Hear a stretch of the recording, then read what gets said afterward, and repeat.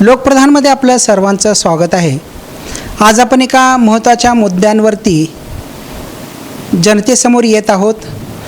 मंडळी, लक्षात ठेवा, सोलापूर शहरात आता महानगरपालिकेकडून बेकायदेशीर बांधकामांवरती पाडकाम म्हणजेच तोडक कारवाई हाती घेण्यात आलेली आहे।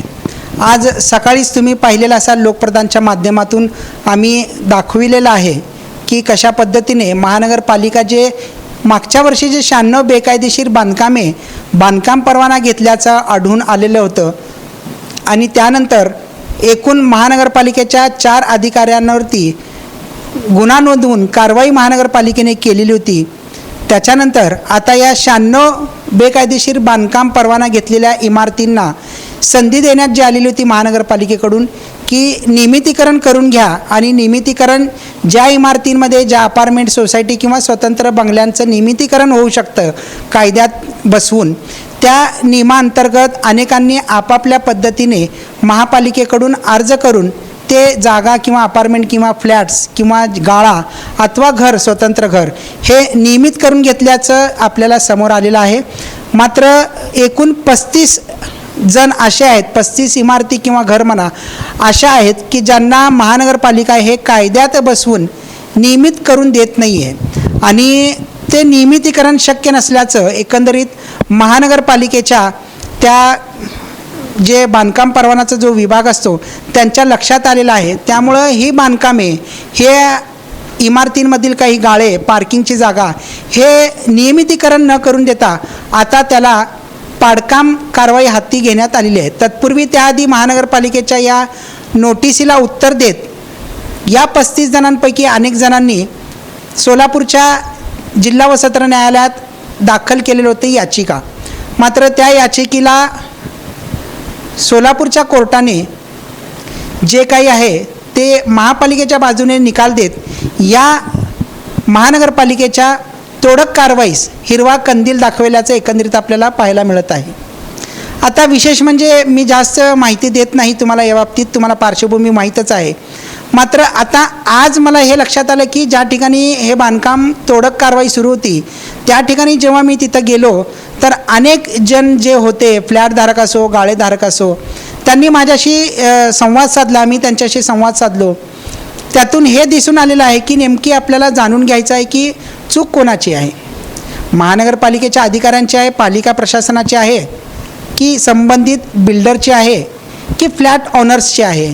नेमकं यात चुका कोणाचे झालेत आणि महानगरपालिका नेमकी कोणत्या कायद्यात बसून हे पाडकाम तोडक कारवाई या 35 जणांवरती करत आहे ते आपण जाणून घेऊया। नमस्कार, मी इम्रान सगरी आणि आपण पाहतात लोकप्रधानमध्ये हा विशेष कार्यक्रम, ही विशेष माहिती जे की बांधकाम परवाने असूनसुद्धा, OC ऑक्युपेशन सर्टिफिकेट असूनसुद्धा आणि CC म्हणजेच कंप्लेशन सर्टिफिकेट असूनसुद्धा महानगरपालिका काही जणांचे बांधकाम आता पाडत असल्याचं आपल्याला निदर्शनास आलेलं आहे।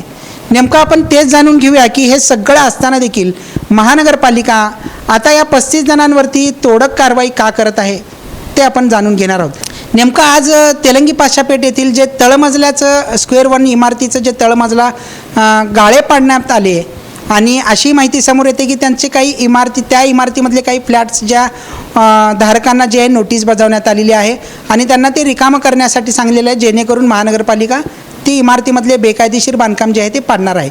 आज जेव्हा कारवाई झाली तेव्हा मला अनेकांनी, जेव्हा मी त्यांना फ्लॅट्स धारकांना किंवा त्या गाळेधारकांना माहिती घेतली आणि त्यांना माहिती विचारली की नेमकं कुठल्या कारणाने तुम्हाला नोटीस मिळाली आणि का पाडतायत, तर त्यांच्याकडून हे जाणून घेतलं मी आणि माहिती मिळाली की त्यांच्याकडे ऑक्युपेशन सर्टिफिकेट आहे, म्हणजे बांधकाम परवाना आहे, ऑक्युपेशन सर्टिफिकेट आहे आणि प्रॉपर्टी कार्डवरती त्यांचं नाव लावण्यात आलेलं आहे, टॅक्स पावती आहे, महापालिका कर आकारणी करते, नळ कनेक्शन आलेलं आहे आणि बिल्डरनं त्यांचा जो फ्लॅटचा ताबा आहे तो दिलेला आहे, गाळ्याचा ताबा दिलेला आहे।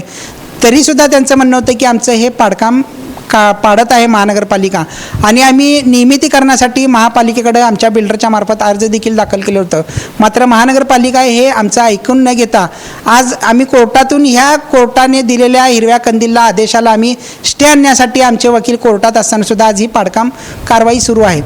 तर यातून हे आपल्याला लक्षात येतं आहे की बघा त्यांच्याकडे ऑक्युपेशन सर्टिफिकेट आहे, कंप्लेशन सर्टिफिकेट आहे, प्रॉपर्टी कार्डवरती नाव लावण्यात आलेलं आहे. मग प्रश्न असा निर्माण होतो की नेमकं मग ही तोडक कारवाई त्या इमारतीसाठी किंवा इतर इमारतींसाठी महापालिका का घेत आहे? बघा, सगळ्यात पहिला महत्त्वाचा मुद्दा आहे, आज ज्या इमारतीचं पाडकाम करण्यात आलं ते सगळ्यात पहिला जो आहे तो पार्किंग जिथं असायची त्या पार्किंगच्या ठिकाणचे गाळे पाडण्यात आल्याचं आपल्याला एकंदरीत दिसून आलेलं आहे. तर कायदा काय सांगतो? कायदा असं म्हणतो की जर तुम्ही पार्किंग जागेत गाळे बांधलात किंवा पार्किंग जागेचा व्यावसायिक वापर केलात तर हे अनधिकृत मानलं जातं.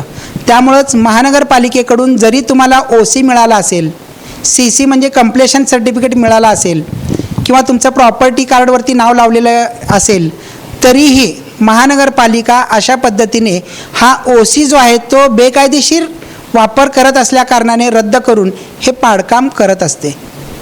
ही पहिली अट आहे. म्हणजे इथं तुम्हाला माहीत पडलं असेल की आता कशा पद्धतीने हे पाडकाम झालं आणि कोणत्या कारणाने. म्हणजे OC असूनसुद्धा, ऑक्युपेशन सर्टिफिकेट, प्रॉपर्टी कार्ड नाव हे सगळं असूनसुद्धा, कंप्लेशन सर्टिफिकेट असूनसुद्धा पाडकाम महापालिकेला अधिकार कधी आहे की ज्या वेळेला तुम्ही बेकायदेशीर पद्धतीने गाळे उभे करता पार्किंगच्या जागेत. म्हणून लक्षात ठेवा, जर तुम्ही एखादा गाळा खरेदी करत असाल तर त्यावेळेला तुम्ही ते बेकायदेशीर आहे का, पार्किंग जागेत गाळा बांधलेला आहे का, मग महानगरपालिका त्याला परवानगी दिलेली आहे का, हे पाहणं गरजेचं असतं आहे. इथं झाला हा पहिला मुद्दा. तर दुसऱ्या बाजूला आपण आणखीन एक मुद्दा पाहणार आहोत की ज्या वेळेला बांधकाम परवाना असतो, OC असतो, CC असतो, त्यावेळेला बिल्डरकडून चुकीच्या पद्धतीने दिशाभूल करून जर महानगरपालिकेच्या अधिकाऱ्यांशी हातमिळवणी करून बोगसरित्या चुकीच्या पद्धतीने बांधकाम झालेलं असताना आणि सगळे कागदपत्र बोगस दाखवून किंवा खोटे दाखवून आणि बांधकाम प्लॅननुसार आहे असं दाखवून ज्या वेळेला CC म्हणजे कंप्लेशन सर्टिफिकेट म्हणजेच वापर परवाना घेतात, त्यावेळेला जेव्हा भविष्यात महानगरपालिकेच्या लक्षात येतं आहे की हा बोगस दाखला होता, हा चुकीच्या पद्धतीने घेतलेली परवानगी होती, वापर परवाना होता, अधिकाऱ्यांशी हातमिळवणी करून घेतलेला होता, तर त्यावेळेला महानगरपालिका असे बांधकाम नक्कीच पाडत असते. त्याला कोर्टसुद्धा हरकत घेत नाही. तर तुमच्या लक्षात पुन्हा घ्यायला पाहिजे की ज्या वेळेला आपण एखादा अपार्टमेंटमध्ये किंवा एखाद्या बिल्डिंगमध्ये फ्लॅट्स घेतो त्यावेळेला अनेक कागद असतात, अनेक प्रकारची कागदपत्रं आहेत, ती तपासणं गरजेचं असतं आणि ते कोणकोणती कागदपत्रं आहेत ते सुद्धा आपण याच्यामध्ये पुढं जाणून घेणारच आहोत. आता महत्त्वाचा आणखीन एक मुद्दा आहे की पार्किंग जी असते, आपण जेव्हा घर खरेदी करतो, फ्लॅटमध्ये अपार्टमेंटमध्ये फ्लॅट खरेदी करतो, घर खरेदी करतो, हा आपल्या कष्टाचा पैसा असतो आणि ज्यावेळेला या बिल्डरकडून आपल्याला फसवणूक केली जाते, ती कशा पद्धतीने फसवणूक केली जाते पहा. सोलापुरात अनेक ठिकाणी अशा पद्धतीने फसवणूक केली जात आहे. सुप्रीम कोर्टाच्या आदेशानुसार स्टिल्ट पार्किंग जी असते, म्हणजे त्या इमारतीची अधिकृत जी पार्किंग, जमिनीवरती जी पार्किंग असते ती पार्किंग बिल्डरला विकता येत नाही किंवा त्याचा व्यावसायिक वापर करता येत नाही. आपण फ्लॅट घेतो, फ्लॅट घेतल्यानंतर एखादी दुसरी टू व्हीलरची पार्किंग ते बिल्डर आपल्याला दिलेलं असतं आहे, परंतु स्टिल्ट पार्किंग ही नियमानुसार, सुप्रीम कोर्टाच्या आदेशानुसार विक्री करता येत नाही किंवा त्याचा व्यावसायिक वापर करता येत नाही. आता या ठिकाणी आपली चूक काय होते की जेव्हा आपण फ्लॅट खरेदी करतो त्या फ्लॅटमध्ये आपल्याला समजा 4थ्या मजल्यावरती आपण फ्लॅट घेतो, पैसा देतो बिल्डरला आणि बिल्डर आपल्याला आणखीन एक विचारतो की तुम्हाला कार पार्किंग पाहिजे आहे का. मग आपण विचारतो ठीक आहे, साहजिकच आहे, कार आपल्या जवळ जर असेल तर आपण विचारतो ठीक आहे मला कार पार्किंगसुद्धा द्या. तर त्यावेळेला बिल्डर तुम्हाला कार पार्किंग ही विक्री करतो. खरं तर कार पार्किंग विक्री करताना 2 नियम आहेत. कार पार्किंग ही स्टिल्ट पार्किंग असेल तर विक्री करता येत नाही आणि जर पार्किंग विक्री करायचं असेल 50,000, लाख, 1.5 लाख, 2-2 लाख बिल्डर घेतात आणि आपण वेड्यासारखं ते खरेदी करतो. पण कधी नियम पाहतो का की बिल्डरला अधिकार आहे विक्री करण्याचा की त्या बिल्डरला अधिकार नाही आहे विक्री करण्याचा. आपल्याला पार्किंग मिळवण्याचा अधिकार आहे, मोफत पार्किंग घेण्याचा अधिकार आहे असा कायदा सांगतो. मग बिल्डर काय करतो, तुम्हाला ते किमान 50,000ला, 40,000ला, 1 लाख रुपयाला विक्री करत असेल तर समजा, तर ते चुकीचं आहे. सुप्रीम कोर्टाचा आदेश आहे स्टिल्ट पार्किंग विक्री करता येत नाही, तो सोसायटीचा किंवा त्या बिल्डिंगमध्ये राहणाऱ्या फ्लॅटधारकांचा अधिकार आहे पार्किंग वापरण्याचा, ती विक्री करता येत नाही. आता बिल्डरला कुठल्या पद्धतीची पार्किंग विक्री करता येते ते सुद्धा जाणून घेऊया आपण. बिल्डरला अशा पद्धतीची पार्किंग विक्री करता येते जी चारी बाजूनं बंदिस्त आहे, म्हणजे तिन्ही बाजूनं बंदिस्त आणि एका बाजूला त्याला शटर किंवा दरवाजा लावलेला आहे, म्हणजे त्याला गॅरेज सिस्टम म्हणतात. गॅरेज कार ठेवण्यासाठीचं जे गॅरेज पद्धतीचं आपण चित्रपटामध्ये पाहतो किंवा अनेक मुंबई पुण्यासारख्या सोसायट्यांमध्ये अपार्टमेंटमध्ये तशा पद्धतीची सोय बिल्डर करून दिलेलं असतं. म्हणजे बंदिस्त पार्किंग जी असते 4 व्हीलरसाठी, अशीच पार्किंग बिल्डर आपल्याला कायदेशीररित्या विक्री करू शकतो असा कायदा सांगतो. आता आपण येऊया महत्त्वाच्या मुद्द्यांवरती. आपण एखाद्या वेळेस फ्लॅट घेत असताना कोणकोणती कागदपत्रे पाहायला पाहिजेत ते आपण जाणून घेऊया. बघा, फ्लॅट खरेदी करताना सगळ्यात पहिला तुम्ही त्या बिल्डिंगचा बांधकाम परवाना पहा.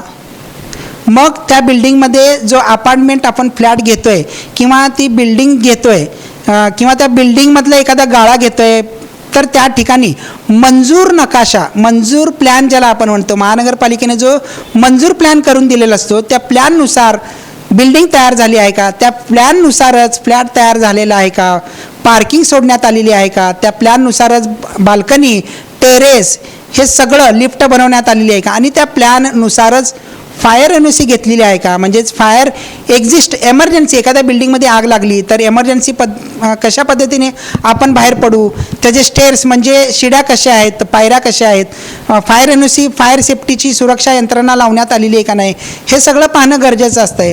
सोबतच सगळ्यात महत्त्वाचं, जेव्हा आपण OC/CC म्हणजे कंप्लेशन सर्टिफिकेट, ऑक्युपेशन सर्टिफिकेट हे जेव्हा घेतो त्यावेळेला आपल्याला हेही पाहणं गरजेचं आहे की आपण या बिल्डिंगमध्ये फ्लॅट घेत असताना ह्या सर्व कागदपत्रांना गोळा करून एखाद्या आपल्या जवळच्या मित्राला, नातेवाईकाला किंवा आपल्या वकिलाकडं जाऊन, खास करून वकिलांकडं जाऊन त्या वकिलाची लिगल ॲडवाईस घेणे हे फार महत्त्वाचं असतं आहे.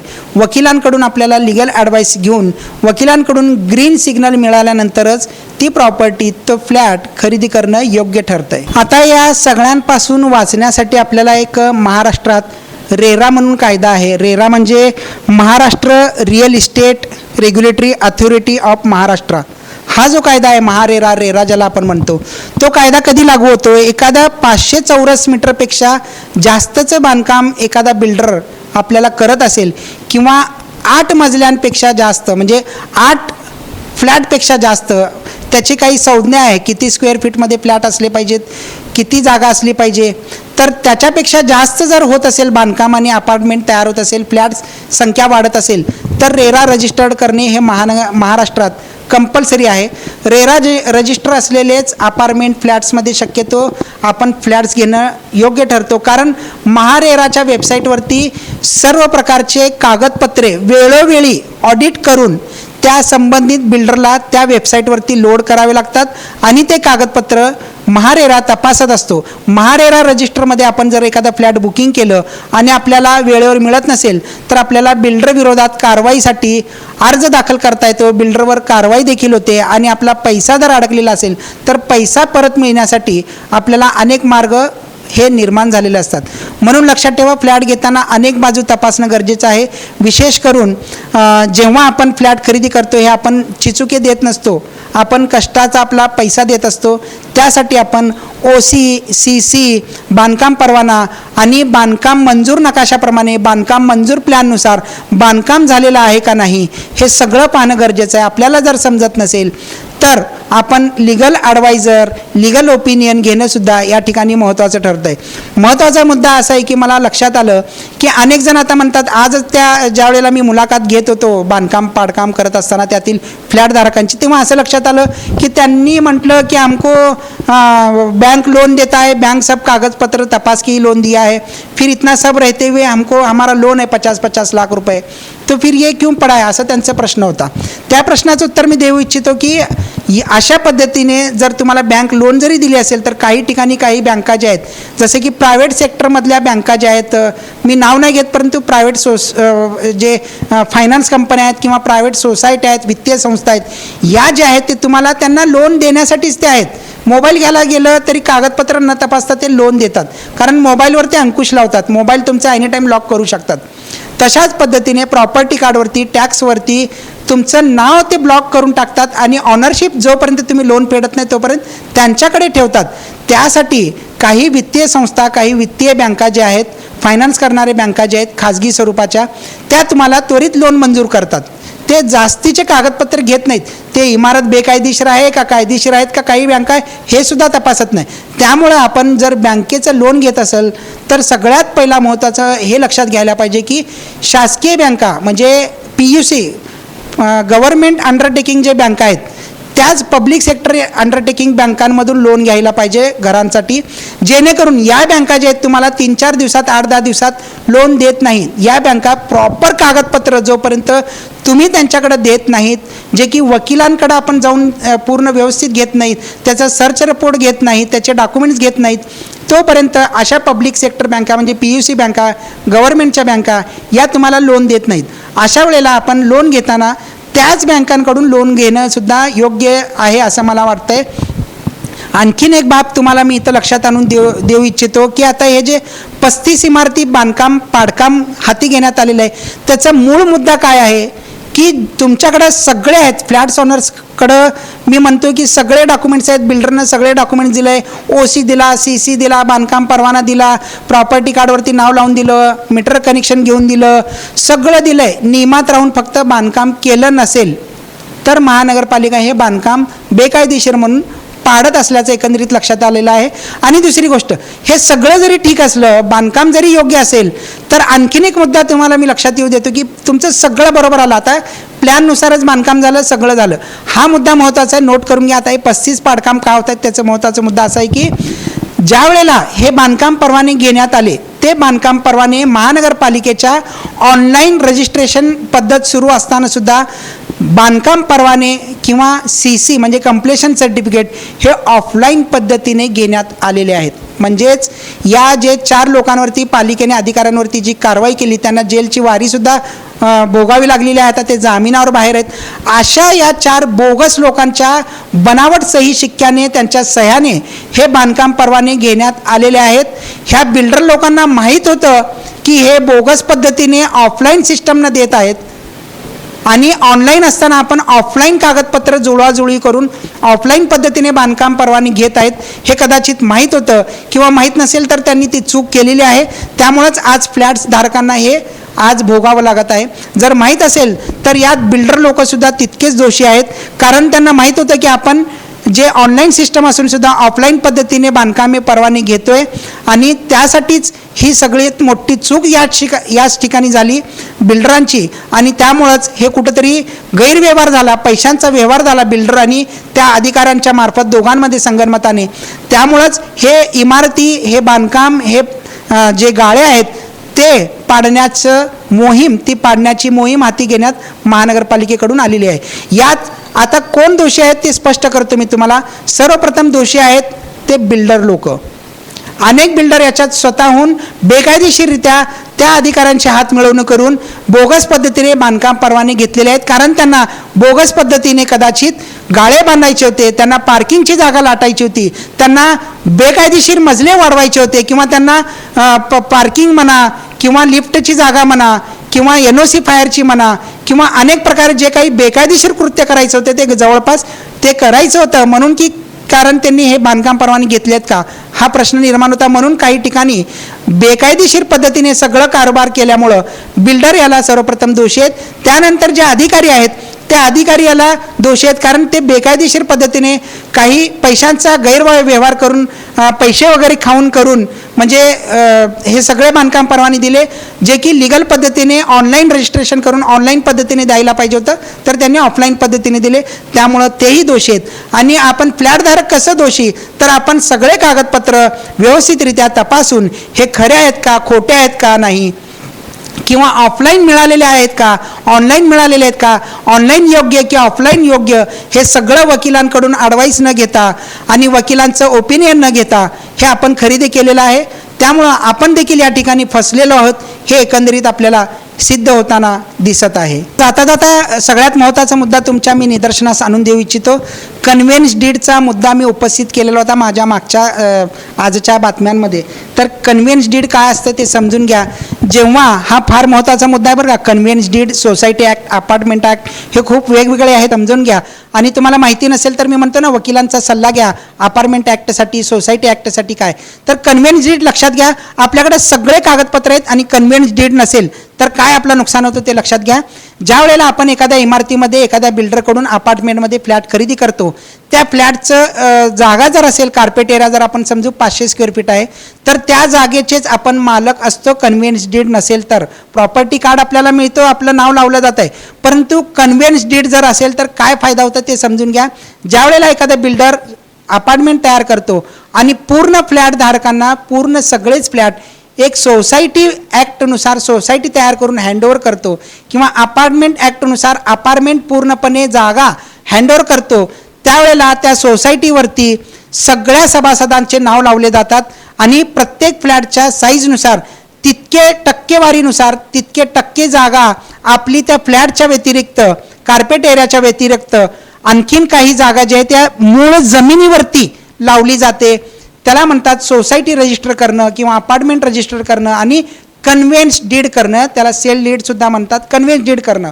तर हे असणं गरजेचं आहे. हे फायदा काय आहे, तुमचं जमिनीवरती मालकी हक्क राहतो. समजा भविष्यात एखाद्या इमारतीला भूकंपानुसार ती इमारत पडली तर त्यावेळेला मग त्या बिल्डिंगच्या फ्लॅटचे तुम्ही मालक होते, परंतु आता फ्लॅट तर पडलं आहे, बिल्डिंग पडलेली आहे, मग जमिनीवर बिल्डर येतो आणि बिल्डर म्हणतो मी बिल्डर या जमिनीचा मालक आहे, मी माझ्या नवीन पद्धतीने माझ्या टर्म्सनुसार नवीन इथं बिल्डिंग बांधणार आहे, उभी करणार आहे, तुम्हाला इतके पैसे द्यावं लागेल, अमुक तमुक तुम्हाला अडचणीत आणतो.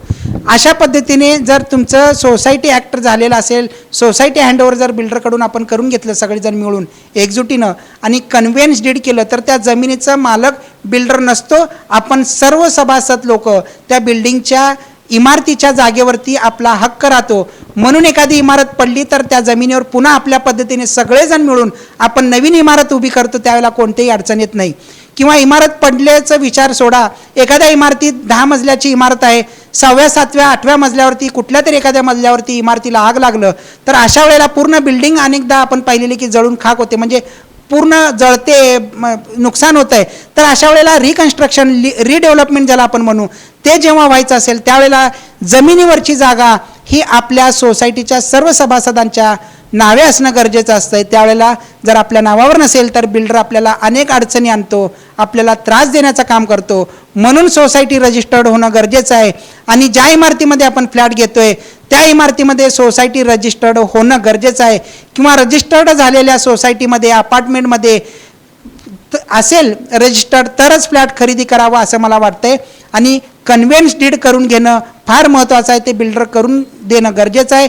जर बिल्डर करून देत नसेल तर कृपया सोसायटी जर रजिस्टर्ड बिल्डर करून देत नसेल, अपार्टमेंट ॲक्टनुसार सोसायटी हँडओव्हर करत नसेल, अपार्टमेंट हँडओव्हर करत नसेल, जमिनीवरती तुमचं शेअरिंग म्हणजे तुमचं भाग लावत नसेल, टक्केवारी देत नसेल तर कदापि कृपया करून अशा इमारतींमध्ये, बिल्डिंगमध्ये कृपया करून फ्लॅट घेऊ नका, अन्यथा तुम्हाला अशा अडचणींना सामोरे जावं लागतंय. सोलापूर शहरात जाता जाता सांगतो, अनेक इमारती, अनेक अपार्टमेंट आहेत ज्या ठिकाणी खास करून शनिवारपेठ, बाशापेठ, तेलंगी पाचापेठ, मजरेवाडी, होडगी रोड, विजापूर रोड, जुळे सोलापूर अशा अनेक भागांमध्ये बेकायदेशीररित्या बांधकामे झालेली आहेत. बेकायदेशीररित्या त्यांना बांधकाम परवानगी देण्यात आलेली आहेत, घेण्यात आलेली आहेत आणि हे भविष्यात आणखीन उघड होणार आहे आणि अनेकांना याला सामोरे जावे लागणार आहे. विशेष करून जे बांधकाम परवाने घेण्यात आलेले आहेत, मात्र फ्लॅट घेताना आपण OC कंप्लेशन सर्टिफिकेट CC घेत नाही, बघत नाही, आपल्याला मिळतोय, गरज आहे आपल्याला घराची म्हणून घेतो आणि इथंच फसतो आणि ही तुमची फसवणूक होऊ नये म्हणून हा व्हिडिओ तुम्हाला मी दाखवला. तुम्हाला हा व्हिडिओ कसा वाटला ते कमेंटच्या माध्यमातून नक्कीच कळवा. इथेच थांबतो. पाहत रहा लोकप्रधान न्यूज सोलापूर.